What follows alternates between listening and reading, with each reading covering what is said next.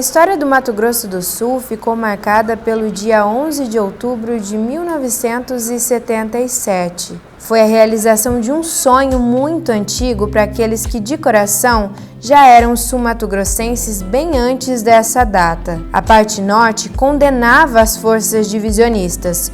O sul queria a independência a qualquer custo. A Lei Complementar número 31, que dividiu o estado do Mato Grosso e criou o estado de Mato Grosso do Sul, foi assinada em plena ditadura militar pelo general Ernesto Geisel. É curioso porque, mesmo não tendo havido a participação popular, como se tratava de um anseio antigo, essa decisão contemplou e foi muito bem recebida. Então você vê que sempre houveram movimentos ou aspirações para que o sul do Mato Grosso fosse separado do norte. Mas para poder entender como tudo aconteceu, precisamos recapitular. Estamos na segunda metade do século XIX, na Guerra do Paraguai, mais precisamente no episódio da retirada da Laguna, onde tropas paraguaias invadiram o território mato-grossense.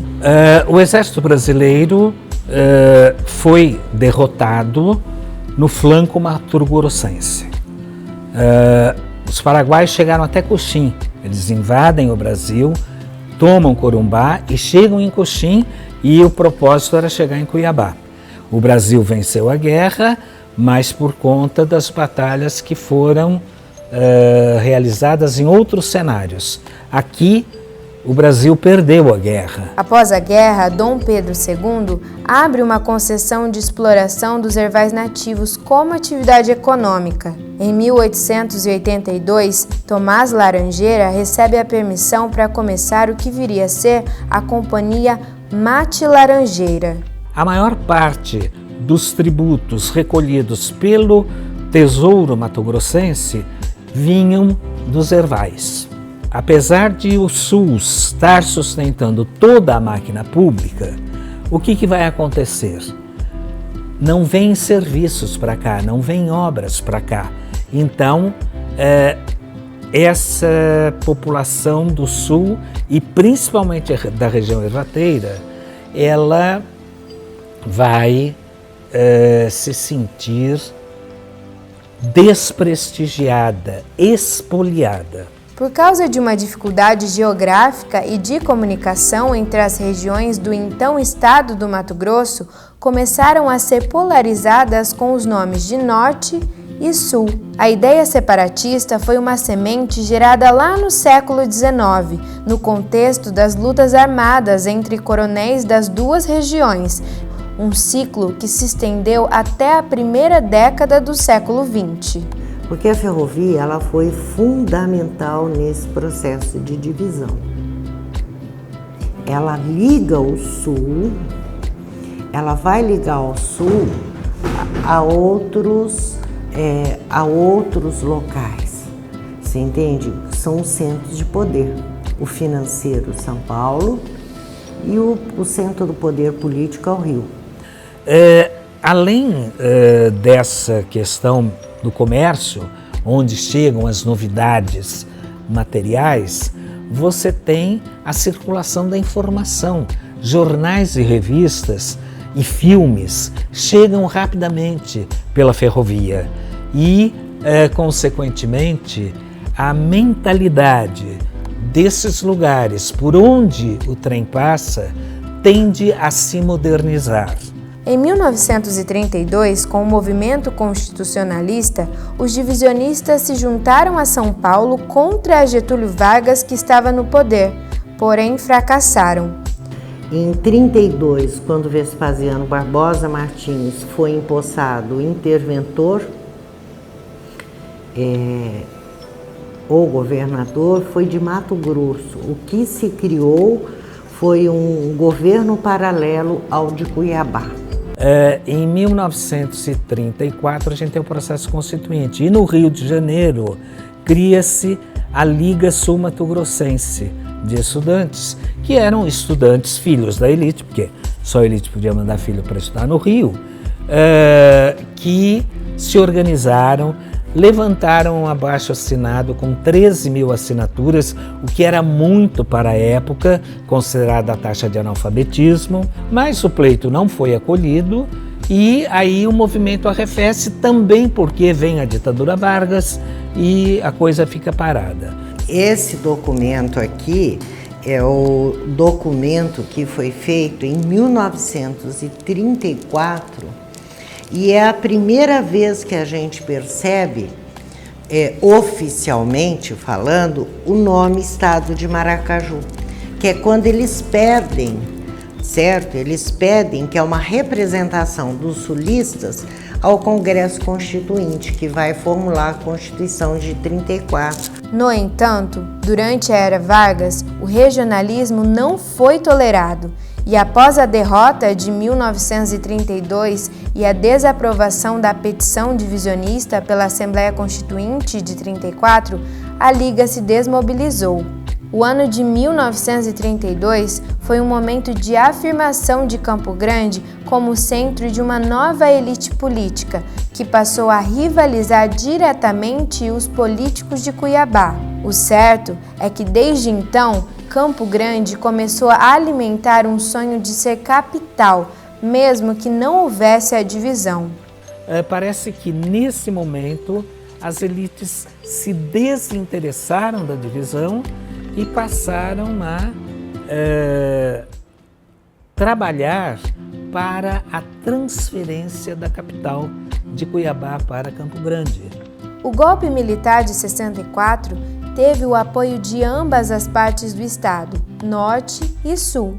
Isso porque o regime militar, baseado na tese de segurança nacional, impulsionou a integração regional, o que praticamente extinguiu a demanda divisionista, já que além da concordância com a ditadura, as elites políticas mato-grossenses, Norte e Sul, tinham exatamente essa expectativa. No entanto, como a história não tem uma direção traçada, obedecendo a um objetivo final, foi exatamente essa ditadura que criou o Mato Grosso do Sul.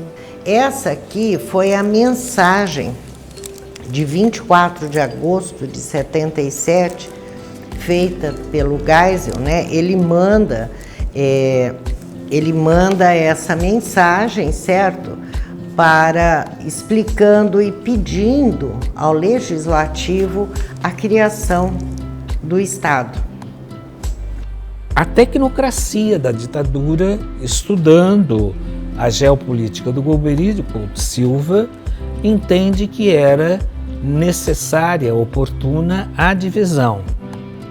Tomada essa decisão, chamam alguns políticos situacionistas, fazem uma encenação de participação, porque na realidade a decisão foi autocrática. E tanto era autocrática que na sequência da instalação do Estado isso ficou patente, não é?